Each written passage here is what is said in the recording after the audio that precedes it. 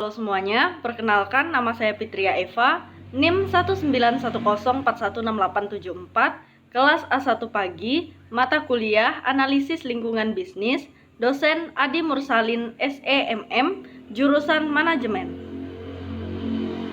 Bab 7, Strategi Non-Pasar untuk Arena Pemerintah. Pendahuluan. Perusahaan dan kepentingan lain menggunakan strategi non-pasar untuk berpartisipasi secara efektif dan bertanggung jawab dalam isu-isu non-pasar yang ditangani oleh lembaga legislatif. Amandemen pertama konstitusi memberikan kepada orang-orang, termasuk perusahaan, hak untuk kebebasan berbicara dan hal untuk mengajukan petisi kepada pemerintah. Bisnis dan kepentingan lain dengan memiliki hak untuk berpartisipasi dalam proses pemerintah, dan partisipasi tersebut membutuhkan strategi yang efektif. Bab ini membahas proses strategi, menyajikan strategi non-pasar generik, dan memberikan contoh integrasi dengan strategi pasar dibahas melalui kasus bab. Konteksnya adalah institusi AS, tetapi pendekatan ini juga dapat diterapkan di negara lain seperti yang ditunjukkan dalam bagian 4 buku ini. Tanggapan tindakan non-pasar. Dalam jangka panjang, perusahaan memiliki pengaruh terhadap isu-isu non-pasar sejauh kepentingan perusahaan tersebut sejalan dengan kepentingan masyarakat. Namun, dalam jangka pendek, perusahaan dan kepentingan lainnya seperti serikat pekerja dan aktivitas dapat memiliki pengaruh yang lebih besar. Masalah penting yang perlu diperhatikan adalah kesesuaian kepentingan dalam usaha memengaruhi keputusan publik. Dalam menangani masalah ini, analogi pasar berguna dalam persaingan pasar.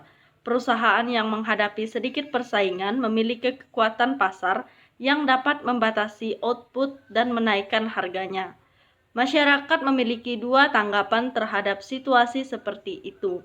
Pertama, mungkin bergantung pada kekuatan pasar. Bab ini pertama membahas masalah tindakan non-pasar yang bertanggung jawab dan dasar hukum untuk berpartisipasi bisnis dalam proses kebijakan pemerintah.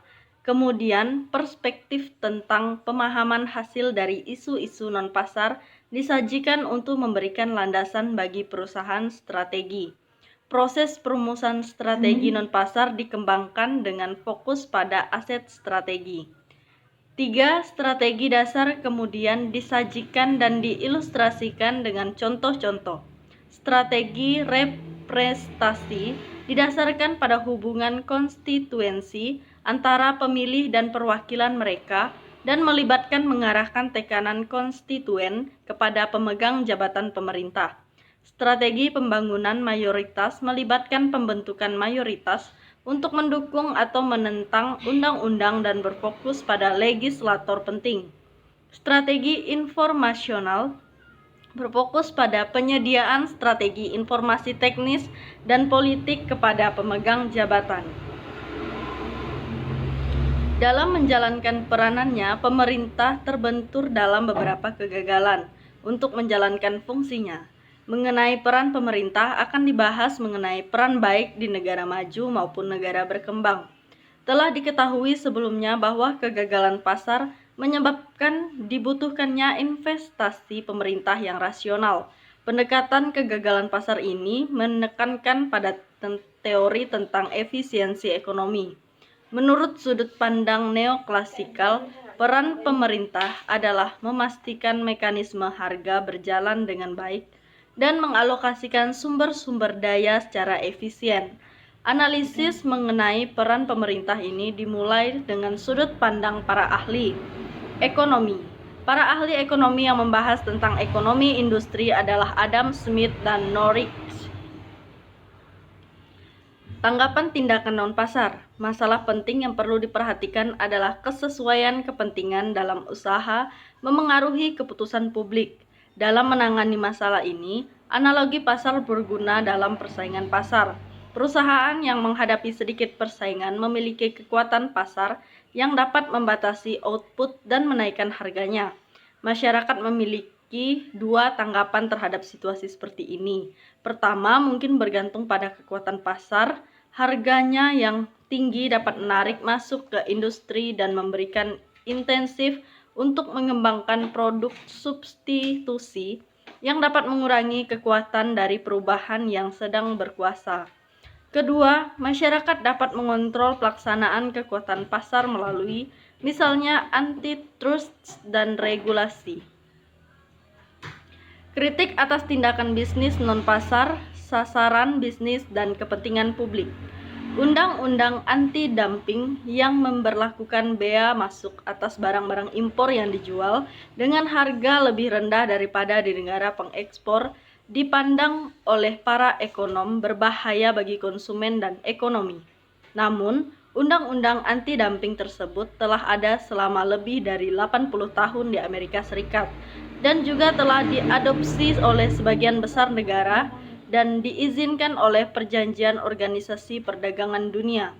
Perusahaan serikat kerja, kelompok-kelompok yang berkepentingan dan pemerintah menggunakan undang-undang dumping terhadap impor, meskipun hal itu mungkin bertentangan dengan beberapa konsepsi tentang kepentingan publik. Ringkasan, tindakan non-pasar oleh perusahaan serta kepentingan lain harus memenuhi standar tanggung jawab. Perusahaan memiliki hak konstitusional untuk berbicara tentang masalah dan mengajukan petisi kepada pemerintah. Dan tindakan tersebut harus terang dan transparan. Kekuatan non-pasar perusahaan seringkali dikendalikan oleh perbedaan kepentingan mereka. Selain itu, kekuatan bisnis seringkali dibatasi oleh tindakan kelompok seperti buruh terorganisir, LSM, dan aktivitas sosial.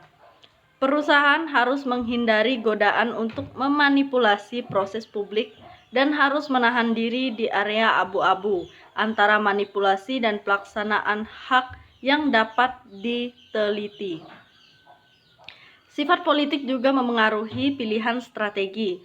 Dalam politik klien, perusahaan tidak menghadapi pertentangan langsung dan perusahaan biasanya lebih memilih strategi profit rendah yang diterapkan melalui lobby. Dalam politik kelompok kepentingan, perusahaan mungkin dipaksa untuk mengadopsi strategi profil yang lebih tinggi untuk melawan oposisi. Dalam politik klien, strategi pembangunan mayoritas relatif lebih mudah untuk dirumuskan, tetapi dalam politik kelompok kepentingan sebuah perusahaan mungkin tidak hanya perlu membangun mayoritas, tetapi juga untuk melindungi mayoritas itu dari strategi pembangunan mayoritas dari mereka yang ada di sisi lain masalah. Sekian bacaan ringkasan materi bab 7, saya ucapkan terima kasih.